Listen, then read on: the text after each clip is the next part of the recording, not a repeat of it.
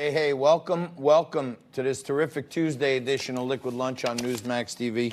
Yeah, I'm still going with the terrific Tuesday thing because it's good alliteration, but there's not a lot of terrific things going on right here in New York City and around the country right now, and for that matter, around the world, as the globe has been paralyzed by this sneaky new novel virus strain that came out of China. And it's literally paralyzed the globe. Many countries are shutting themselves down. Global markets are in complete disarray. As we come into the show today, you know I've been talking for the last couple of weeks about market Armageddon, market-geddon. And I think without some really extreme measures, the market could have went as low as 18,000. I'm keeping my eye on that. But as we speak today, up about 600 right now. The market came into a little bit of a sweet spot here and found a bid because Trump had the coronavirus task force meeting today. He gave some real good information. If you ask me, he was telegraphing to major centers, major cities where the growth is extraordinary right now, that he's going to lock us down. So I think they're telegraphing us little by little that they're going to lock us down for a week. They're saying that the infection period is 2 to 3 weeks, so it could be as much as 14 to 21 days. So we'll keep you posted on that. But the good thing for you, and happy St. Paddy's Day to all. I may not come across to you as an Irishman, but I am, and I'm proud of it. I have an Italian last name, but both my grandmothers were Irish, and we celebrate St. Patrick pretty heartily in the tobacco household. So happy St. Paddy's Day to you who care about our great saint and our Irish heritage. But it is a great day in some ways because I think the president has shown some tremendous leadership here. He's got with his Treasury Secretary, Steve Mnuchin, and they came out today in the coronavirus task force hearing with some really big news that you need to know about. If you haven't heard, if you haven't dug into it, check this out. The Treasury Secretary today announced up to $1 trillion special purpose vehicle where the Treasury will deposit up to $1 trillion with the Fed to engage in liquidity provision for commercial paper. Now, that's really, really important because all these big companies that do international trade and national trade, they deal in commercial paper, and this paper has to find a bid. And if that doesn't find a bid, the government won't need to shut us down because we will be shut down completely because the trains won't run on time, the shipments won't come on time, and if people aren't paying, there'll be no logistics. So, number one, that's big. And you may not get it, it may be in the weeds, but the Treasury has empowered the Fed to stand by and provide a safety net to big commercial businesses that incorporate our supply chain and our logistics chains. That's real important. Now, down to the regular folk like me and you. He announced today that there's going to be a significant payroll cut. And you, small business owner, 80% of the employees in America are employed by small business owners, okay? They're going to give us the final details sometime today. But it appears that the 6% that you have to take out of your employee's paycheck and deposit it in the lockbox for the Treasury, you no longer have to do that for the time being.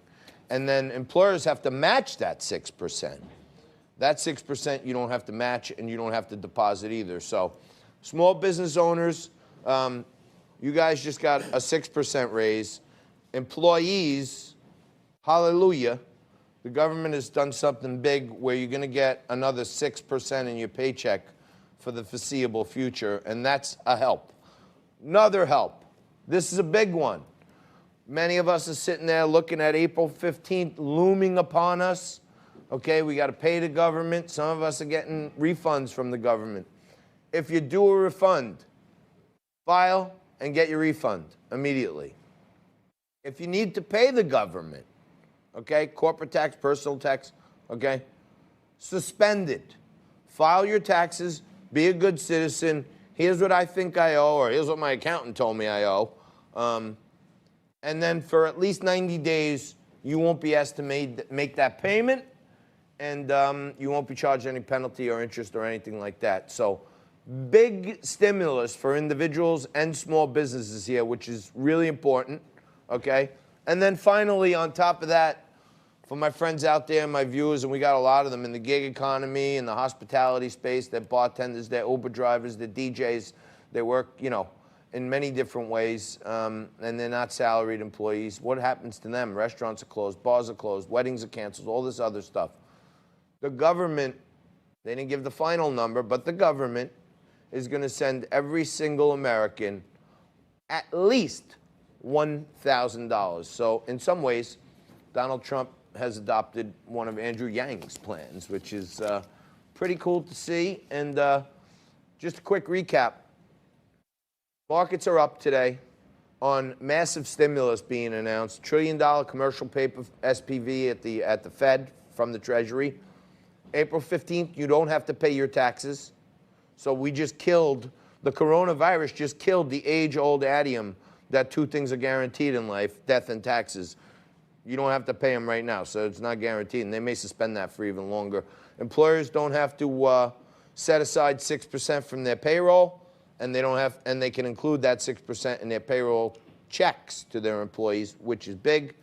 And finally, $1,000 is headed your way, courtesy of Uncle Sam. And according to the Treasury Secretary, all this stuff is going to happen not months from now. You don't have to go out and do all kinds of paperwork.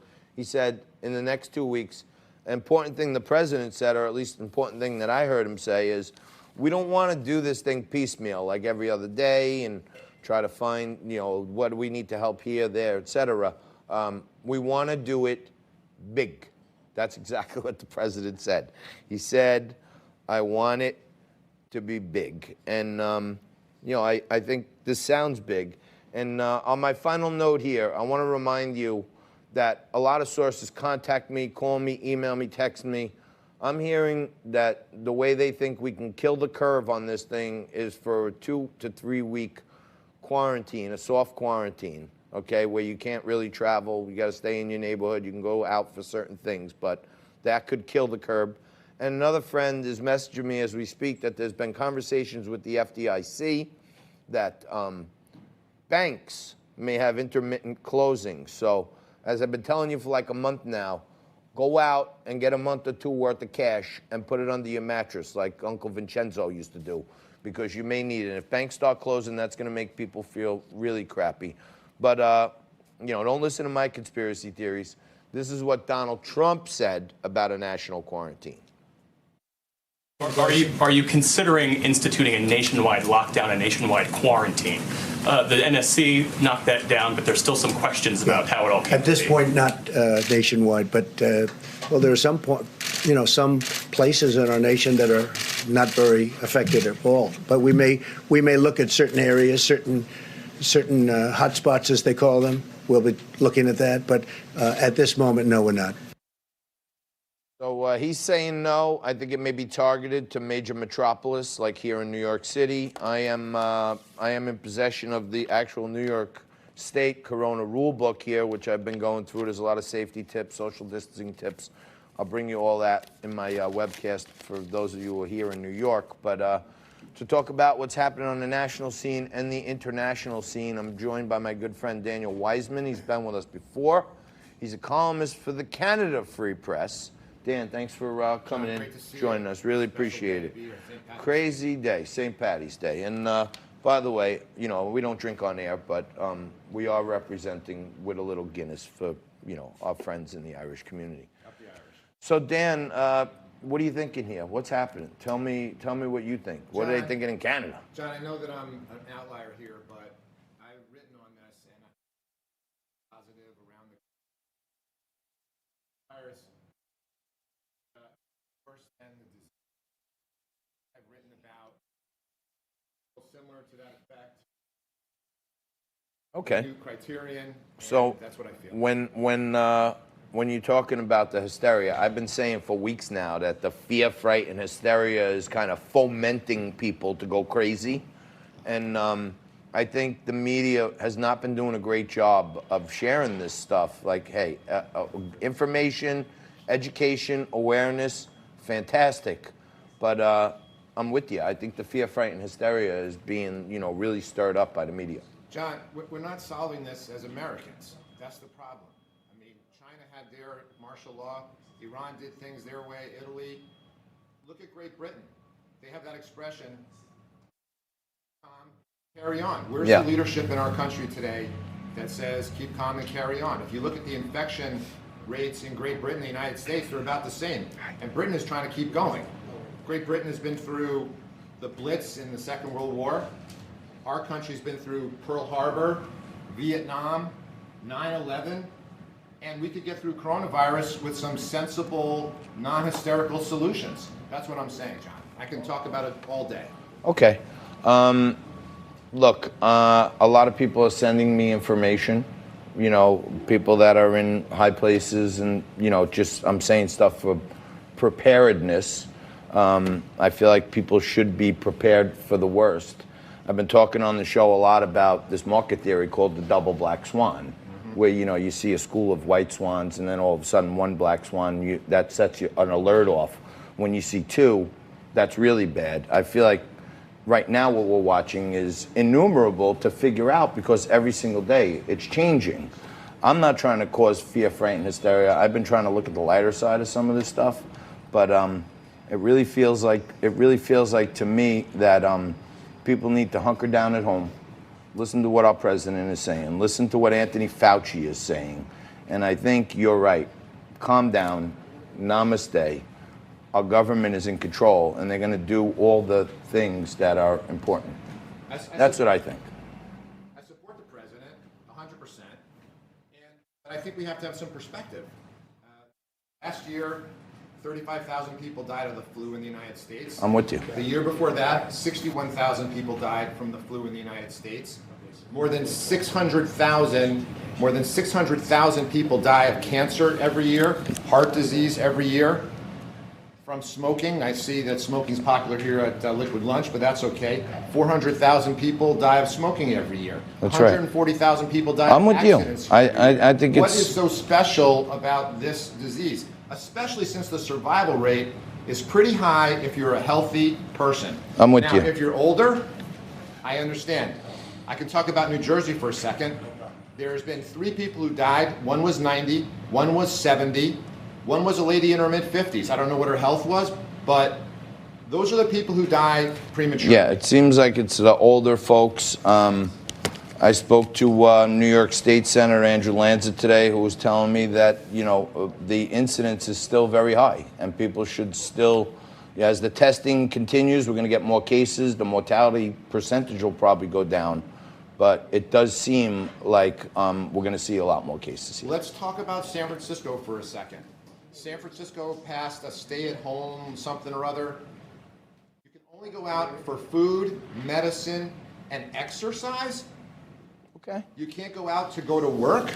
How are people going to Maybe they want people to stay close to home. How are people going to feed their families? All right. In a month, there's going to be a crisis. This All right. is not the way to respond. Includes free testing for those who need it, as well as paid sick leave and family medical leave for workers affected by the virus. We're also committed to getting small businesses the support that they need. In fact, one of the things we talked about with the fast food operations, we spoke to the chairman and CEOs of all of the companies, but one of the things we discussed is exactly that, getting small businesses support and flexibility that they need for themselves and for their workers, and that's being worked on right now.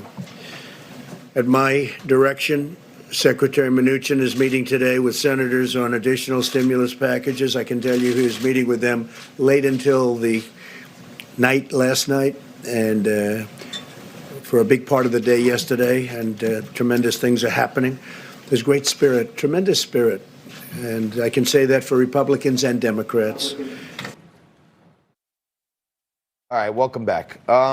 Look, I'm the last guy to create the fear, fright, and hysteria that I've been railing against.